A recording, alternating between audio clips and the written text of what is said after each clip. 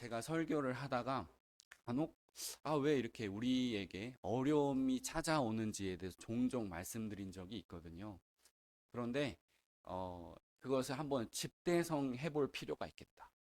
고난받는 사람은 어떤 사람이고 믿는 사람에게 찾아오는 고난은 무엇이고 고난의 모든 종류를 한번 통틀어 가지고 오늘 아주 그냥 예전에는 설교를 하다가 슬쩍 이렇게 지나가는 형식으로 말씀을 드렸다면 오늘은 그냥 성경을 막 뒤져가지고 고난은 도대체 왜 있는가? 그 다음에 우리는 그것을 어떻게 받아들여야 하는가? 우리는 어떤 삶을 살아가야 하는가에 대해서 오늘 좀 집대성해서 말씀을 나누려고 합니다. 저는요, 모태 신앙인이고, 목사하고 40년간 신앙생활을 했습니다. 제가 어려 보이죠. 그래서 여러분들이 저를 이뻐하셔가지고 애기 목사님 이렇게 하는데 저는 이렇게 하기로 했어요. 내가 얼굴이 좀 반반한가 보다. 어려, 어려 보이나 보다. 그렇게 생각하기로 했습니다. 사랑으로 받기로 하고. 그렇지만 저도 나름대로 이렇게 살아왔는데 삶이요. 워낙 고칠 것이 많고 힘든 점이 생기고 어제도 이렇게 주방의 후드를 고치면서 나름의 어려움을 발견하고 막 그걸 이겨내려고 분투하는 제 모습이 있었거든요. 그래서 인생은 참 고난이 많은데 성경을 보니까 네 가지의 고난이 있더라고요. 첫 번째는 믿지 않는 사람들이 당하는 고난이 있어요. 믿지 않는 사람들의 고난. 두 번째는 믿는 사람들이 믿지 않는 사람처럼 행동해서 당하는 고난이 있습니다. 세 번째는 믿는 사람들이 믿는 사람처럼 행동했는데도 당하는 고난이 있습니다. 네 번째는 믿는 사람들이 선교를 위해서 자발적으로 당하는 고난이 있어요. 적으시는 분들 다 따라서 적으실 수 있는지 모르겠는데 좀 더 자세히 구분하면은 다섯 가지, 성경에는 다섯 가지의 고난이 있고 조금 범주로 보면 네 가지의 고난이 있다고요. 그래서 첫 번째는 믿지 않는 사람들이 당하는 고난인데 이들은 우상 숭배를 하고 하나님께 연결되어 있지 않기 때문에 현생에서도 망하고 죽어서도 망하는 그런 고난이 있습니다. 현생에서도 망하고 죽어서도 망하는 그런 고난이 있다는 거예요. 애굽은 10가지 재앙을 당했죠. 처음에는 피, 개구리, 이, 파리, 악질, 독종, 우박, 메뚜기, 흑암, 장자의 죽음. 10가지 이러한 재앙들은 그 당시에 애굽의 10가지 우상들을 말하는 거예요. 뭐 예를 들면 태양이나 소나 개구리나 죽음의 신 이런 것들이 아무 소용이 없고 오직 하나님만이 참 신이시다. 이것을 알리시기 위해서 그 10가지 재앙을 막 쏟으신 거거든요. 또 가나안 땅에는요. 풍요, 다산, 전쟁의 신, 또 재앙을 멈추고 복으로 바꾸는 그런 것들을 위해서 바알, 아세라, 다곤, 그모스, 몰래 그런 우상들을 섬겼습니다. 이 모든 것들은 다 탐욕을 자기의 어떤 무엇인가를 성취하고자 한 그런 마음에서 모형으로 비롯된 거예요. 그러나 이 애굽과 가나안은 가차없이 망했습니다. 그런데 성경에 보니까 하박국이 하나님께 질문을 하는 경우가 있어요. 하나님, 이 유다에 너무 많은 횡포가 있습니다. 힘 있고 돈 있고 빽 있는 사람들이 없는 사람들을 너무 괴롭힙니다. 하나님 이 유다를 좀 심판해 주세요라고 질문하며 좀 약간 힐문할 때 하나님은 바벨론을 내가 일으키리라 그럽니다. 그래서 하박국이 너무 기가 막혀가지고 하나님 우리는요, 하나님을 좀 믿는데 조금 부족한 거고요. 바벨론은 아예 하나님을 모르지 않습니까? 왜 아예 더 악한 국가가 덜 악한 국가를 왜 심판합니까? 라고 따져 묻습니다. 그런데 하나님께서 바벨론도 망한다라고 말씀하셔요. 우리가 갑자기 어느 날 중국이 망한다고 하면, 갑자기 미국이 하루아침에 망했다고 하면, 그걸 납득할 사람이 누가 있겠어요? 하박국에게 바벨론도 망해 라고 했을 때 하박국은 절대 이거 이성적으로는 받아들일 수가 없는 거예요. 바벨론이 망한다고? 그러나 하나님은 그 바벨론이라고 하는 큰 제국조차 믿는 사람들을 징계하는 몽둥이로 쓴다는 것을 그때 하박국이 알게 돼요. 그래서 의인은 믿음으로 말미암아 산다라는 말씀을 기록해 두었습니다. 바벨론은 또 특별한 것이 애굽의 모든 우상과 어떤 가나안의 모든 우상의 종류 플러스 주술, 환상, 꿈을 더해서 믿었어요. 우리가 한번 여기서 살펴볼 수 있는 것은 꿈도 기독교에 있다는 거예요. 하나님께서 또 꿈을 통해서 주시는 계시도 있어요. 그렇지만은 모든 꿈이 모든 꿈이 다 하나님께서 나에게 주시는 계시로 믿으면 삶이 흔들려요. 그래서 우리는 꿈에 이렇게 몽롱한 것이 아니라 성경을 붙잡는 것이 더 안전하다는 것을 알 수가 있습니다. 여러분, 꿈보다 성경을 붙잡으시기를 주님의 이름으로 축복합니다. 꿈 때문에, 내가 꾼 꿈 때문에 일상까지 뒤숭숭해져서는 안 되고, 나는 오늘도 성실하게 살아가리라, 나는 오늘도 정직하게 살아가리라, 하나님을 사랑하고 이웃을 사랑하리라 하면은 정말 그 망할 때 정말 나무 하나를 심는 심정처럼 그렇게 살면 아무 우리에게 어떤 악함이 없다는 거예요. 어떤 위해가 없다는 거예요. 그래서 우리는 안전한 신앙생활을 조금 더 밟아가면 그것이 여러분에게 복이 될 줄로 믿습니다. 큰 흐름으로 돌아와서 두 번째, 믿는 사람들이 믿지 않은 사람처럼 행동해서 얻는 고난이 있습니다. 우리 한번 성경 찾아보겠습니다. 골로새서 3장.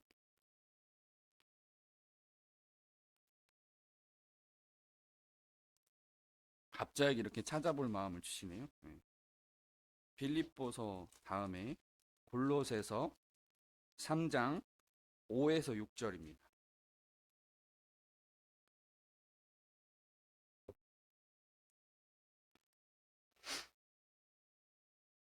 골로새서 3장 5에서 6절 시작. 그러므로 땅에 있는 지체를 죽이라. 곧 음란과 부정과 사욕과 악한 정욕과 탐심이니 탐심은 우상 숭배니라. 이것들로 말미암아 하나님의 진노가 임하느니라. 아멘. 믿는 사람들이 믿지 않는 사람처럼 심판을 당하는 경우가 있는데, 꼭 만들어진 우상을 섬기는 것이 아니라 내 마음의 욕심을 주체하지 못하고 당하는 고난이 있다는 겁니다. 첫 번째는 음란이란 몸으로 행한 것이고요. 부정이란 악한 생각이죠. 어느 남자를 보았습니다. 아, 좀 멋있다. 거기까지 생각해야지. 어떤 여성을 지나가다가 봤어요. 예쁘다. 그런 거는 거기까지는 죄가 아니에요. 그래도 하나님이 만드신 형상에 대한 어떻게 보면 자연스러운 반응일 수 있어요. 그러나 내가 평일날 연락해야지, 밤 10시만 되면은 자꾸 보고 싶다고 문자해야지, 그런 어떤 스토커적인 기질이라든지 마땅히 품어야 될 생각 이상의 것을 가지면은 그것이 부정이라는 것을 알 수가 있어요. 세 번째는 사욕은 통제되지 않는 욕망이에요. 저는 쉽게 얘기하면 교통법규를 위반하는 것도 저는 사욕이라고 생각해요. 내가 빨간불이에요. 빨리 가고 싶어요. 아무도 안 봐요. CCTV도 없어요. 그래가지고 불법 유턴을 막 한다던가. 그런 것도 사욕이죠. 내가 편리하고 싶은 마음. 법을 위반하는데 내가 편리하고 싶은 마음. 그 통제에서 벗어나고자 하는 것도 사욕이라는 것을 알 수 있어요. 네 번째는 악한 정욕이란 말씀에서 벗어남.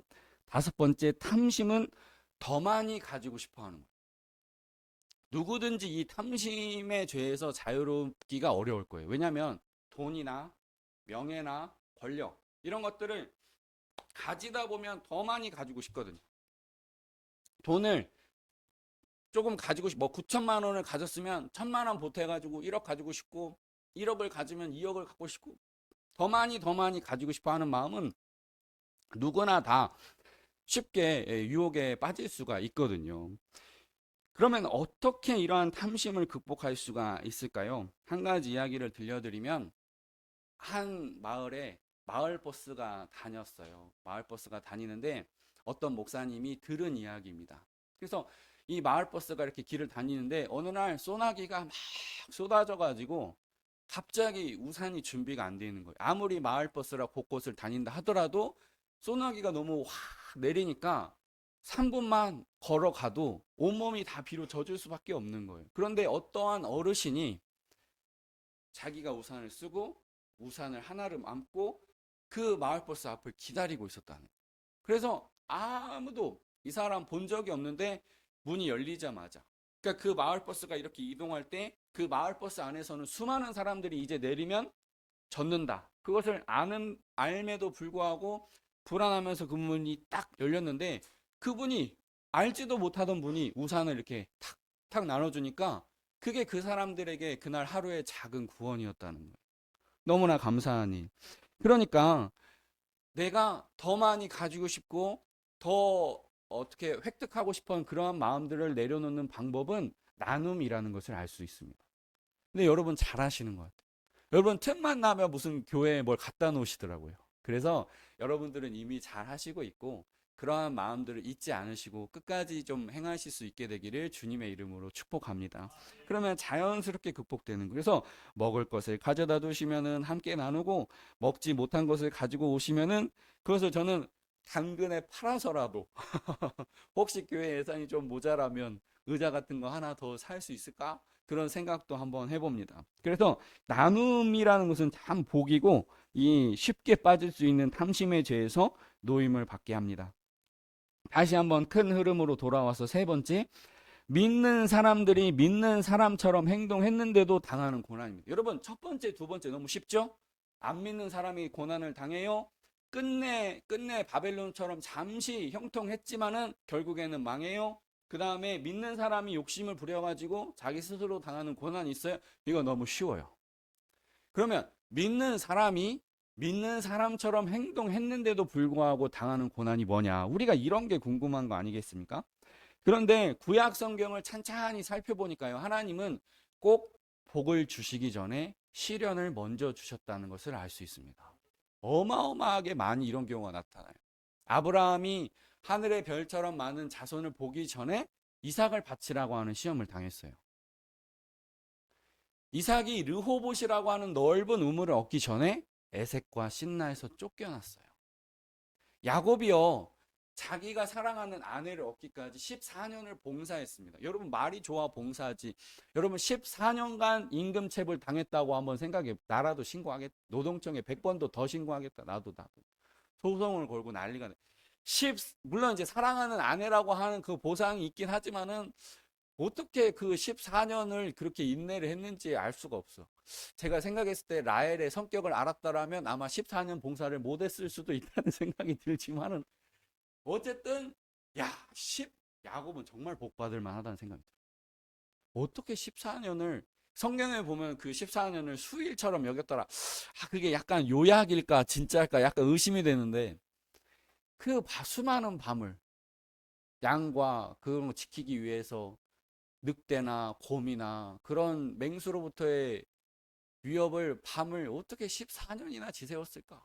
그러니까 야곱은 정말 복받을 만하다. 그러니까 성경은 계속해서 복을 받기 전에 그만한 그릇이 되는지를 시험을 많이 해요. 또한 구약에 대표되는 그 불세출의 출애굽 영웅 모세를 보면은 광야로 쫓겨나고 40년을 처가살이를 하고 얼마나 눈치를 많이 보였는지 말하는 방법을 까먹어서 혀가 뻣뻣해졌다 그랬어요. 혀가 뻣뻣해. 얼마나 말을 안 했는지 혀가 뻣뻣해졌다.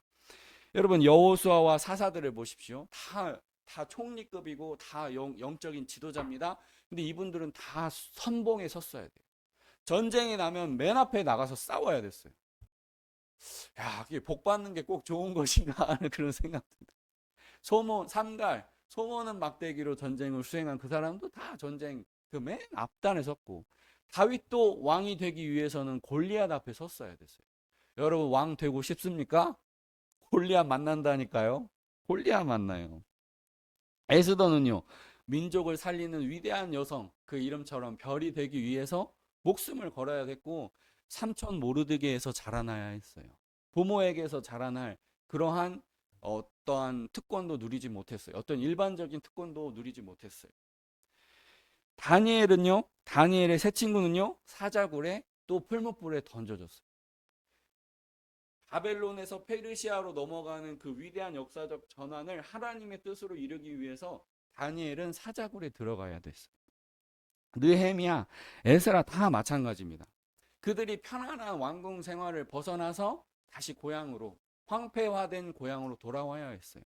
그래서 내가 구약에 있는 모든 경우를 대부분 통틀어 보니 복을 받기 위해서는 그만한 테스트를, 그만한 시련을 견뎌야 한다라는 것을 알 수가 있습니다. 작자 미상의 오래된 기도문에도 이런 내용이 있어요. 나는 힘을 구했으나 하나님은 나를 강하게 할 어려움을 주셨고, 지혜를 구했으나 해결해야 할 문제를 주셨으며, 용기를 구했으나 극복해야 할 위험을 주셨다. 나는 내가 원하는 것을 받지는 못했지만 내가 필요한 것을 받았다. 복이라는 것은 유지할 수 있는 사람에게만 의미가 있어요. 갑자기 돈이 많아진 졸부도 그걸 유지할 만한 지혜가 없으면 다 날려보내고, 또 명예로운 직, 뭐 국회의원에 당선됐다 하더라도 내가 부정선거를 통해서 이루어졌으면 간판이 뜯겨져 나가요. 제 눈으로 목격했다니까요. 국회의원이에요. 뭐 그리고 높은 사람이에요. 근데 부정을 저질렀어요. 간판이 막 뜯겨, 아무 이름 모를 사람의 남자의 손에서, 장갑 낀 남자의 손에 의해서 그 간판이, 그 이름이 뜯겨져 나가는 것을 봤어요. 세 번째는 권력을 쥐어도 듣는 마음이 없으면 망하는 거예요. 내가 왕이 되어도 그 농민들의 어려움에 대해서 들을 마음이 없으면 망하는 거예요. 그래서 내가 고난이 자꾸 찾아오면 하나님께서 나의 마음의 그릇을 더 넓히시려나 보다라고 생각하면 됩니다. 한 가지 예를 들어 보겠습니다. 누가 나에게 자꾸 상처를 줘요. 그게 뭐 남편이 됐든 누가 됐든 누가 아무튼 나에게 자꾸 상처를 줘요. 그럴 때 어떻게 하면 그 고난에서 넘어갈 수 있을까요? 뭐 다 정답이죠. 다 정답인데 따라서 해보겠습니다. 마음을 단단하게, 마음을 단단하게. 내가 마음을 단단하게 먹으면은 모든 사람이 친구가 돼요. 상처를 받으면은 그 마음이 단단해지기 전까지는 모든 것이 다 나에게 상처예요. 다시 한번 따라해 보겠습니다. 마음을 단단하게, 마음을 단단하게. 네, 하나님 그 마음을 단단하게 하시는 거예요. 그 내 마음이 단단해지면 시험이 사라져요.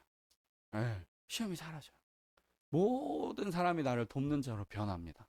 그러한 복을 우리가 다 누려야 돼요.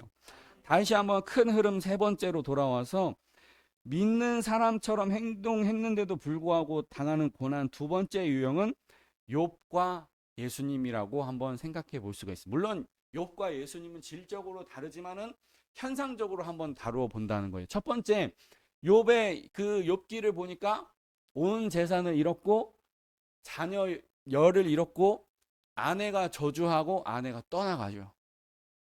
아, 이 정도 되면 하나님 원망할 만하죠. 근데 그가 입술로 범죄하진 않아요.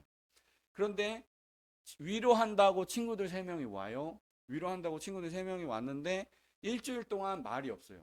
그 친구들이 욥을 보니까 위로할 말을 찾지를 못하는 거예요. 그래서 일주일 동안 친구들이랑 멍하니 앞에 있다가 일주일 만에 드디어 욥이 입을 이렇게 여는데 약간 그때부터 불평이 이제 나오기 시작해요. 그런데 거기다 대고 욥의 새 친구가 너 은밀하게 죄 지은 거 있지. 빨리 회개해. 이러니까 여러분 이렇게 칙 하고 있는 성냥 하나만 있으면은 그게 위협적이지 않잖아요. 근데 야, 너 하나님 앞에 은밀하게 지은 죄 빨리 회개. 욥은 지은 게 없어요, 지금. 하늘의 천상의 회의가 열려가지고 야, 욥도 무너지는지 한번 보자. 그런 일이 벌어졌으니까 욥이 왜 당하는지 모르지만 욥은 잘못이 없다고요.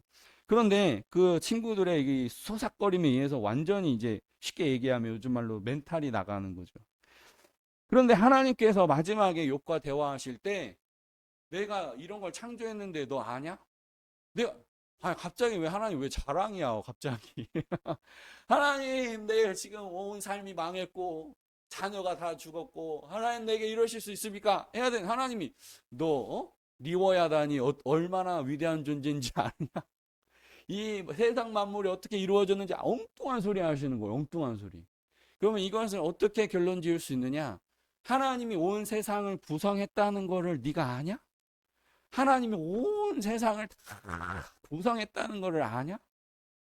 그러면 그 구성한 것을 만지는 내 매물 네가 알아? 이런 거. 다시 한번 온 땅을 온 생명을 다 만드셨어요. 그런데 그 구성의 신비도 알지 못하면서 그 온 땅의 운영을 하는 내 마음을 네가 알아? 이렇게. 하나님이 약간 너무 고단수셔.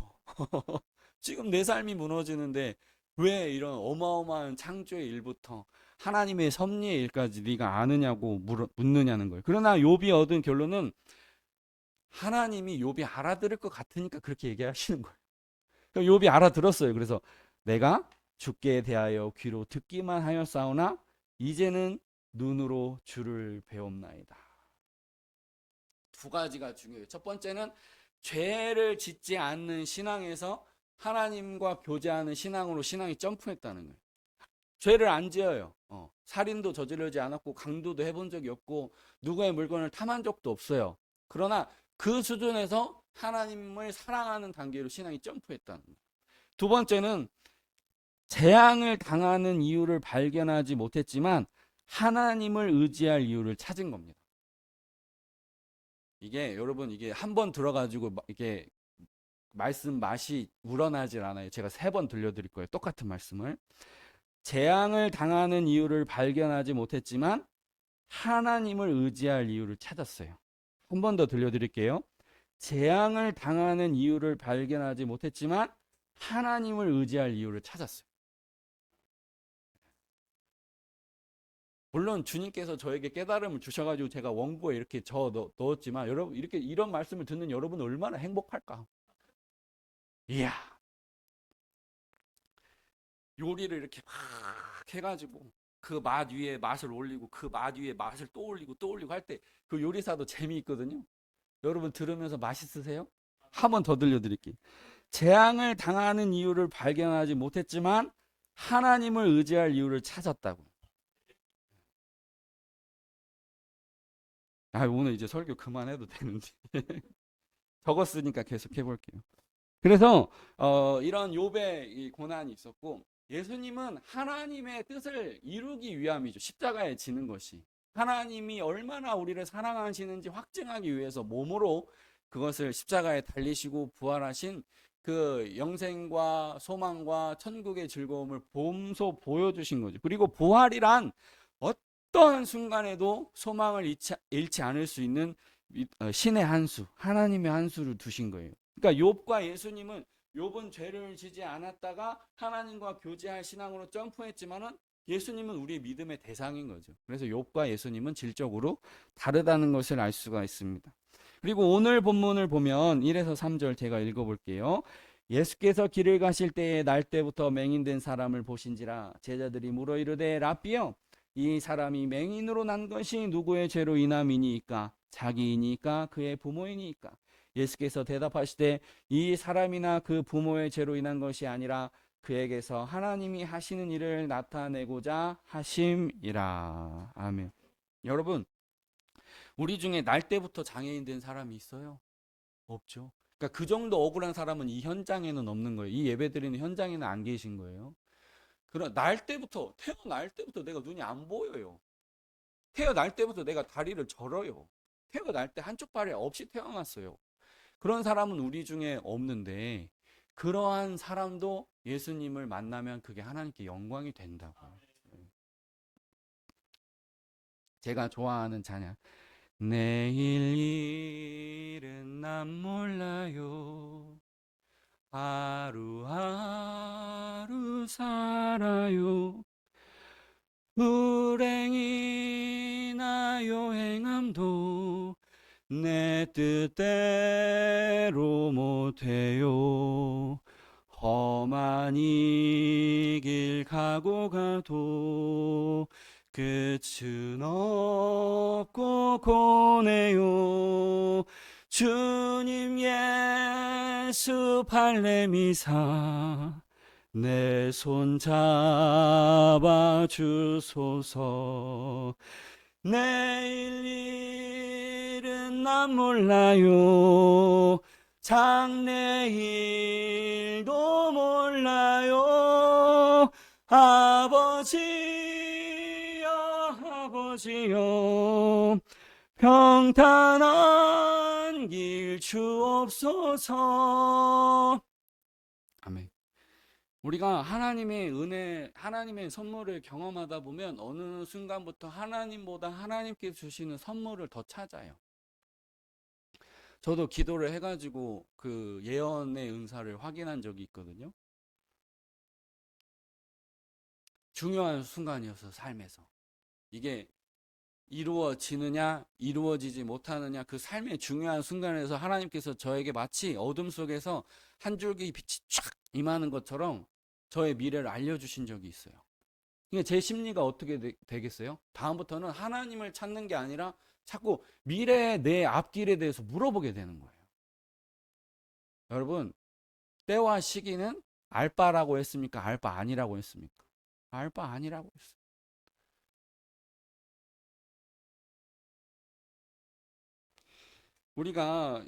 저희가 이 의자 21개를 구입했을 때 여러분이 올 거를 알고 샀을까요? 모르고 샀을까요? 정확하게 얘기하면요. 우리가 이렇게 교회, 군산 명성교회를 하다가 잘 안 됐어요. 그래가지고 우리가 나가게 됐어요. 그러면 그 뒤에 오시는 목사님까지 계산해가지고 생각해가지고 혹시 내가 망하여도 그는 흥하여야 하겠다, 그런 마음으로 의자 21개를 샀거든요. 여러분이 오셔서 이렇게 앉아 계셔요. 그러니까 그래야 된다니까요. 주님, 이 교회가 됩니까? 안 됩니까? 사람이 옵니까? 내일 일을 알려주세요. 내일 일을 알려주세요. 하나님은 모르면서 순종하는 걸 더 좋아하셔. 하루하루 정직하게, 하루하루 성실하게, 내 뜻, 내 소원보다 하나님 소원 생각하면서 사는 자를, 그래서 먼저 그의 나라와 의를 구하라고 하시고. 그래서 저희 아내가 우리 가정을 위해서 기도 좀 해. 그래, 우리 가정을 위해서 기도 좀 해. 그래서 성도들 가정 위해서 잔뜩 기도해 주면 그게 다 우리한테 와. 여러분, 내가 살 길은 여러분 가정 위해서 계속 기도해 주는 거. 하루에도 몇 번씩 누구 아주 그냥 달달달달 할 때까지. 누가 어디가 아프다고 했는데 많이 좋아지셨나? 좋아지시면 얘기하시겠지. 내가 부담 드리지 말아야지. 그러면서 계속 달달달달 하는 거예요. 어느 날은 저희 아내가 입원을 했는데 땡 숙이 있는 거예요. 혹시 박가숙 집사님이 입원하셨나? 그러니까 그냥 성도 노이로제가 걸려가지고 저 사람이 박가숙 집사님은 아니지만 잠깐 기도해줘야겠다 그러면서 기도하고. 그렇게 살면 하나님께서 당연히 우리도 잘 살게 하시는 거죠. 큰 흐름으로 돌아와서 네 번째, 믿는 사람들이 선교를 위해서 자발적으로 당하는 고난이 있습니다. 바울이 당하는 고난이죠. 내가 복음의 박해자였으니까, 내가 이제는 복음의 참여자로, 복음의 어떻게 보면 순교자로 그렇게 살아야겠다. 그렇게 내가 복음을 전하지 않으면 나에게 화로다. 내가 부득불이라도 복음을 전해야 된다. 내가 이방인을 향해 가는 사도다. 이런 정체성으로 살아가는 거예요. 예. 그런데 여러분, 막 바울을 보면서 와, 멋지다. 저런 환상 나도 만나고 싶다. 여러분, 좋아하지 마세요. 사우디아라비아에서 모래 폭풍 가운데 예수님을 보고 음성 들은 사람은 순교해야 돼요. 죽어야 돼요. 내가 뭐 거대한 환상을 본 사람은요, 죽도록 고생하는 거예요. 환상을 체험해가지고 주의 길로 들어선 사람은 죽도록 고생해요. 우리 아버지처럼. 온갖 악한 영 다 만나고 정말 전쟁의 선봉장처럼 싸워야 된단 말이에요. 그런 거 좋아하시면 나에게도 환상을 달라고 하세요. 난 아버지의 눈물을 아니까 차마 그런 말을 못 하겠어. 그래서 제가 제일 좋아하는 비유가 달란트 비유예요. 내가 2달란트 받으면 족한 거야. 내가 생계하면, 내가 먹고 살 수 있으면 1달란트 받은 거고요.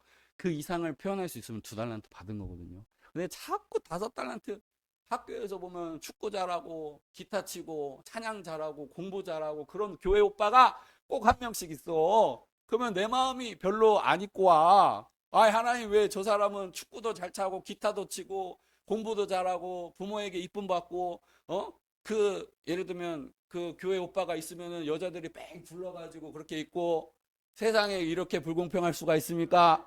그럼 나만 손해라. 그 사람이 뭐 그 다음에 10사람이랑 결혼하겠어? 뭐 하겠어? 어차피 한 사람이랑 결혼할 건데. 그러니까 나에게 족하면, 내가 있는 걸로 족하면 돼요. 내가 맨날 얘기하잖아요. 기타 치면서 찬양하는 사람 그렇게 부럽다고. 어떻게 이 굳은 살 백인 걸 다 이겨냈을까? 근데 그 사람이 나를 부러워해요, 또. 그 보니까, 아, 이게 주님, 이게 제 자랑이 되지 않기를 원합니다. 어떤 전도사님이 찾아와가지고 큰은혜교회 10명의 부목사님이 있는데 목사님이 두 번째로 설교 제일 잘하는 것 같아. 나는 그 말이 너무 기분이 좋잖아. 설교 잘하는 비법을 이제 여러분 다른 비법을 같이 들으세요. 설교하는데 앞을 보면서 얘기할 수 있는 능력은 뭐냐? 자주 보니까 그래요. 자주 보니까. 첫 번째는 내가 머릿속으로 생각할 때 한 번, 손가락으로 써낼 때 두 번, 화면에 나타날 때 세 번, 오타 검토, 내용 교정하면서 5번을 보는 거예요. 그리고 나서 설교하기 전에 두 번, 세 번 보면 7번 정도를 봐요. 그러면 외워져요. 목사님 그러면 10번 보면 더 잘하겠네요. 아, 설교는 안 그래. 10번, 20번 보면은 더 잘하겠네요. 설교는 안 그래. 기계적으로 외워서 하면 하나님께서 그때그때 주시는 영감이 없어서 마음에 빈칸을 남겨놔야 돼요. 여러분, 이게 대단히 어려운 일입니다. 내가 설교를 통해서 뭔가 내 목회를 확 키워버리라. 내가 내 인생 한번 바꿔버리라. 어느 대형교회 가가지고 설교를 잘해가지고 저 성도의 마음을 내가 뺏으리라. 하나님이 반드시 실수하게 만들어. 그래서 마지막에는 힘을 빼야 돼. 아, 이게, 근데 아마 믿는 모든 분들의 성공하는 비결일 것 같아. 내가 최선을 다하되 하나님의 영역은 남겨놓고 힘을 빼는, 마지막에. 그리고 마지막으로 이 청교를 위해 당하는 고난에 대해서 말씀드리면 제가 아주 어머니를 자주 써먹어가지고 죄송하지만, 어, 전주 금정아파트, 전주중학교 옆에 있는 금정아파트 살 때 엘리베이터가 없는 5층에 살았어요. 엄마가 당근 사오니라, 예, 당근 사오고. 아, 이상하게 당근을 사왔는데 또 두부 사오래. 그래가지고, 이상하다고 또 두부 사오고. 두부 사왔더니 세상에 참기름 사오니라. 그러면요, 이게 사춘기 남자는 견딜 수가 없는 거예요. 어우, 한 번에 시켜요, 엄마. 짜증을 내고 말았지만 그 두 번 참았던 마음. 여러분, 이게 보통 쉬운 일인 줄 아세요? 한 번 내려갔다가 저기 영창 아파트에 있는 슈퍼마켓에 가갖고 다시 돌아와가지고 금정학교 1층 계단문부터 밟아 올라가는데 왜 두 번을 참았을까 생각해 보면 엄마 사랑했기 때문에 그런 거예요. 그러니까 스스로 선교를 위해서 하나님을 사랑하기 때문에 스스로 당하는 고난이 제일로 복되더라고요. 그래서 여러분, 여러분의 혹시 욕심 때문에 그런 당하는 시험이 없기를 바라고 내려놓음, 하나님의 성전을 사랑하는 마음, 그 넘치는 마음에 더 나누고 섬기는 그런 스스로 자처한 고난을 많이 당하시기를 주님의 이름으로 축복합니다. 기도하시겠습니다.